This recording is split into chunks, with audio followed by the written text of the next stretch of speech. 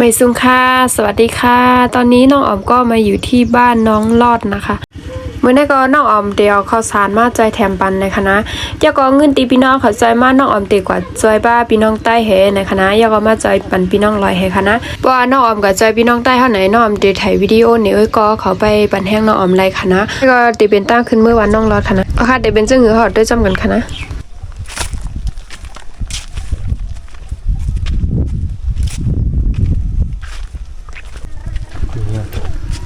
หลอนกิ้งมักรถเอ็น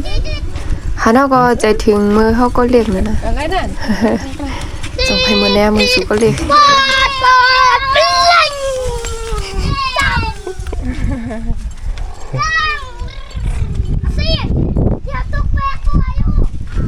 เอาค่ะขึ้นน้องรถเขาได้ยีทั้งเนื้อบนขนาดนี้ก็มาถึงแล้วค่ะ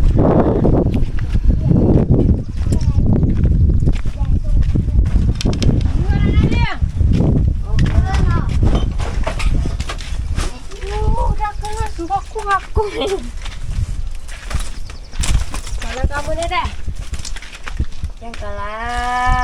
อยู่ดีจ้ายายเยอะกำอยู่ลีดีกว่าเป็นเมาเป็นเมาอยู่เลยนึง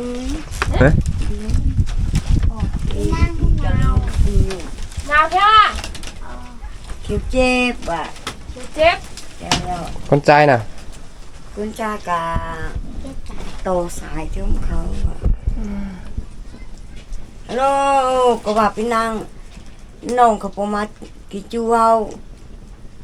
สุ่มกิจูเทนนาก็มีกินข้าวกินน้ำซ้ำเป็นซ้ำเสียงกายอียายแม่ว่ะพี่น้าวเขาว่าแกหันเมียพวกเขาหันเฮาพันเขาไปโย่เขาว่าไงเขาโอนว่าโอนปีวิ่งอ่ะใจเอาเป็นเหมือนคืออะไรมันปอกมันเจ็บมุยในอุบในก็ปกกว่ามันสั่นเลยข้าวก็กินบ้านก็มูปกกินข้าวซ้ำเป็นโตต้องเจ็บอ่ะเป็นตรงแกนว่ะเป็นตรงแกนกาเขาซ้ำเต็มน้ำเป็นตาหนึ่งปีซ้ำไปมีข้าวบ้านมันตกโอ้ทุกคำคุณตาหนึ่งปีนำหน่ะลูกรอมี7ก่อน่ะใช่เอากินข้าวมื้อนี้ก็ได้เรื่องกินอีกว่ะกินอีกไงมาเจ๊ดับเล็กกันเลยลูกสาวได้ไปมาว่ะรายการเฮ็ดเอาไหนอ่ะบ่มีเงินแต่จังๆเด้ขึ้นมาเฮ็ดปันเฮือนนี่ว่ากันมาคำหลอดว่านั่งเอากะละมาปิดพี่นั่งเอากับลูกเมย์ว่ะเขาหันเขาเอาลงเพียรเองเขาตักมาเมื่อว่าก็ว่าก็เคยกว่าไปขึ้นเขาก็ไหนก็เคยการรับ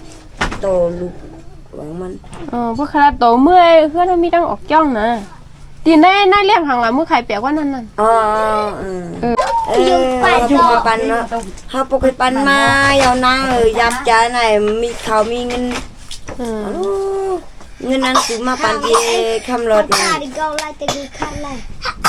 ตายกันเลยก็มาหูสมัครขายปันพงพูดว่ามาขายหนูเลยเนี่ยทิ้งนั้นเขาสมหูจักจือมัน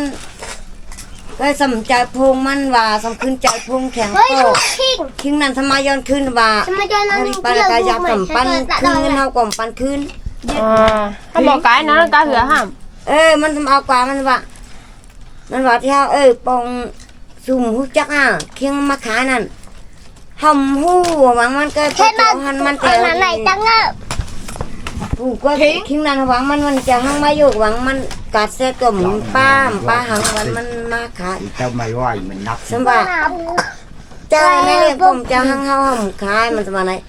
คำรถสมใครลายสมบัติก็ซื้อโยจังไหลลัดต่อไปหน้าเมย์ว่ะเอาละเมย์ว่ะสำคีปันกาพงนั่นเองโดยทิ้งนั้นสมายันมือเหมือนกันก็คือละห้าม30,000ว่ะมันไรเหรอบนว่าเรียนขายก็โยมูคิงนั้นจะทั้งมันยุ่งตาก็ซ้ำขึ้นมาย้อนขึ้นบาเป็นทั้งมันว่า มันว่ามันนี่มันว่ามัน นี่ที่ เมาเรานอนแต่จ้องลุงมันว่า อ๋อ มันก็ว่าสุไรก็ล่ะก็ว่ามันสมบัติก็เร็วเป็นมันก็เร็วก้อยนอนกันนั่นมันว่า นี่ยอ เป็นก็ก้อยนอนกันนั่นมันว่าก็กินตื่นมาว่าก็กินตุ้ยพวกหอมหันมันว่า อืม โตไหนก็ได้ ไปนี่โดนมัน ขึ้นมาเอาไอ้น้องเงินกับอะไรขึ้น เออ ตัวนั้นที่ไหน เอาว่าเงินเอาขึ้นไหนว่าสุดท้ายพวก เอา เอา มา มา เราวางมันเอามาเงินเอาคืนเลยปะนั้น สมาในคิด สว่าเปิ้นมาขายเงินมาคืนก็ห้องมาคิงมาขายปันพวกนั่นแหละคือห้องละเฮาสมัยฮู้จักคิงนั่นก็ฮู้จัก ให้เอามาเงินให้ความคิงนั้นมากกันนะเองแกปานเพราะว่านั้นเดียวที่มันสมบัติเฮาแต่คือห้องละเฮาสมัยฮู้จัก เสียงสอง พวกนั้นหายก็ มันนำพี่ผู้ละพงมากในฮะ ว่าตุ้ยหันหน้าพุ่งไม่ปิดพุ่งมันนามาหันพุ่งกันนาเขายิบ เฮาหวังมันเฮาแต่มันเจ้าหลักปืนเฮาเอาหลักปืนเจ้าหรือหวังมันเฮาไปปันเอากว่าปลาขึ้นปลากว่าไก่ตูงเว้เฮาหวังมันเฮาแต่เฮาพูดเฮาซื้อเฮาว่าคิงมันบาเป็นหั่งมันแหละคิงมาขายน่ะเกี่ยวคิงนั้นทำอับจะหั่งมันอยู่ มันอับไหลพวงลุงนั่นว่ะ อ๋อ คิงนั้นมาขึ้นยนต์ขึ้นสมัครเป่า เขาสู้จักก่อมันแต่เขาเอาแค่พางไอ้มันนี่ช่วยปอมันจากก็เพราะมันจากก็ขึ้นยนต์เงินที่ลุงนั่นขึ้นไปขึ้นที่สูงมันมาไหนเจ้า อย่า เพี้ยวก็อยู่นั่นคิงนั้นก็หันสมมา ชุดมาตับ นั่นบ่ใครพวกไหนซื้อในรายการหรอ เขาว่าเขาเปกามันกะทุกใน เฮ้ยเป่าขิงย้าย ยายมูอังยายเยอะดี ตะอังแต่ตะเตยเย่ไหน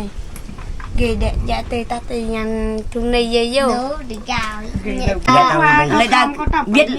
เบียดรอ คำกับมี ถ้าถึงว่าโยโลโยโฮยิแม่อุกันมากัน แมวแห้งกับพาแปกยังมันไหนวะแห้งกูตาย ตายจริงๆเลยใจเขากว่าก็ผมกว่าเลยแอะ คำมอเลยกะพาแปกผมปีนเขาอันพามันก็เขาสมมี กว่าเลยดิเปิ้ลเปิ้ลว่า เขาที่หักปืนก็หักทิมที่แหละ ตามเม็ดน่ะ ห้องเลย ตาเม็ดนั่นแหละว่าเขามีนะ ตุ่มกว่า เขาที่พังปืนนี้ก็ปูมาทิมวันเองเดี๋ยว อืม ยึดอันลูกตมาเลยจะเก่าเรา พอลูกยิงเขามาหันเฮินแต่อันซื้อมันก็ไม่ เดี๋ยวหาเงินมานำนายมาเฮ็ดปานนี้คันได้ก็เตเป็นพี่น้องใต้สุขาเมืองแท้จอยมากค่ะนะ พี่น้าอยู่ลีกินบ้านเฮามักมีเงินมีคำปนากาเฮาอยู่โตจูโตปานเฮาละกินไรอยู่ไรต้านอย่าอึบอยากปนากาในเฮามีกูเจอกูลองหน้า สาธุค่ะ